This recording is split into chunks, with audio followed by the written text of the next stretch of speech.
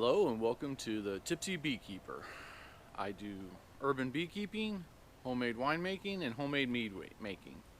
Today's video is all about what you need to do to get prepared to take care of your bees during the winter down here in Florida. The very first thing that you're going to need to do is lose this thing, because this is Florida.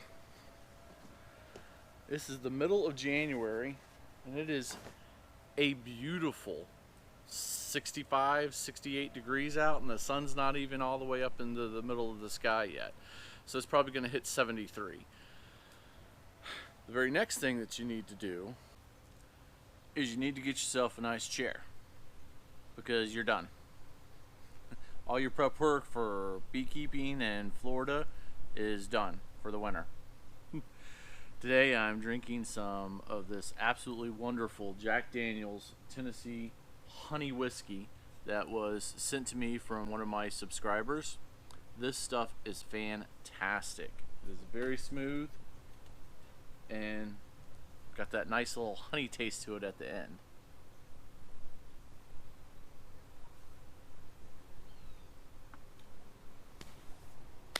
So yeah, beekeeping in Florida during the winter. Down here in Florida, we have flowers all year long. One of the big things that's flowering right now are Spanish needles. They're these little white things with a yellow center in them. They're all over the place down here in Florida right now. I mean, you can't throw a rock without hitting one of them. We have multiple things that are flowering right now. Here's some video of my backyard. This is just my backyard, and I don't even really plant anything. I'm not a gardener in any way, shape, or form. And this is just some of the stuff that's in my backyard. Last night, me and Mrs. Tipsy Beekeeper went for a walk around our neighborhood, and there wasn't a single house that didn't have flowers in it. So there is plenty of food out there for the bees to go gather and eat and store.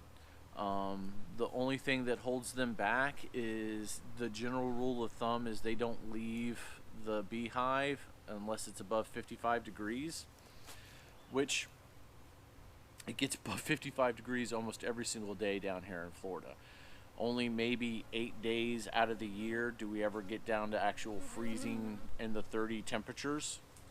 And at the same time, the sun pops back out and it reaches 55, 60 degrees every day.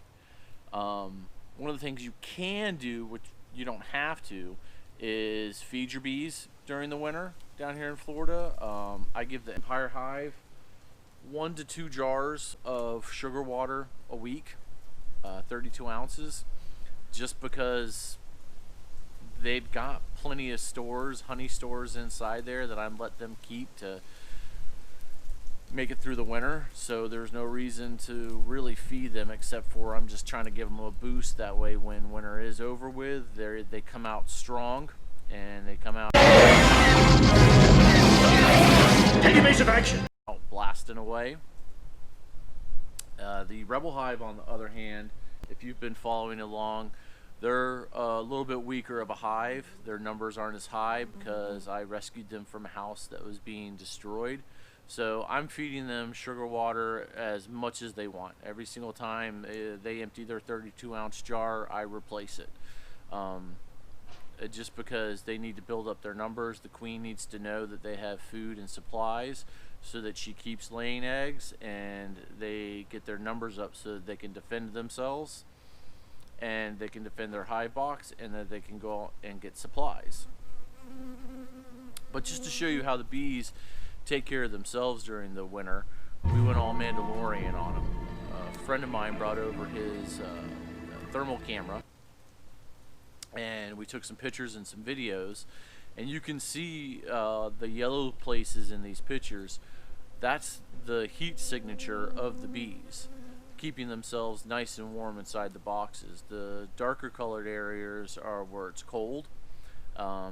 The morning that we did these pictures, it was about 45 degrees out, maybe a little bit less than that.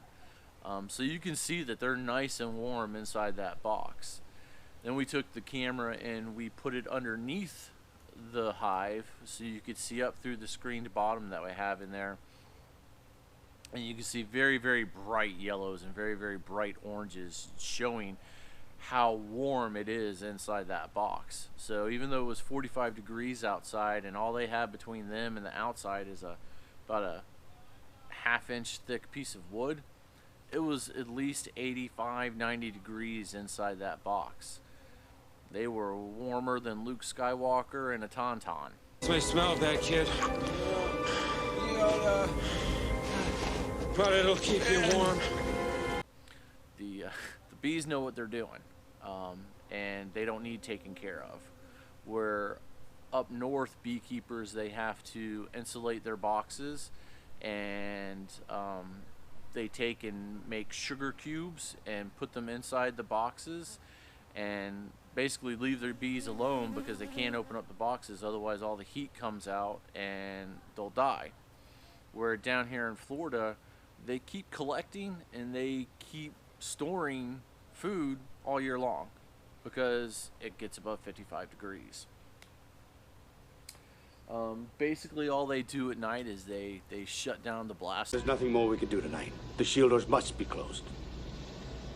doors and form a big ball in the center of their box with the queen in the middle so that they make sure she's nice and warm, and they just kind of sit there and vibrate.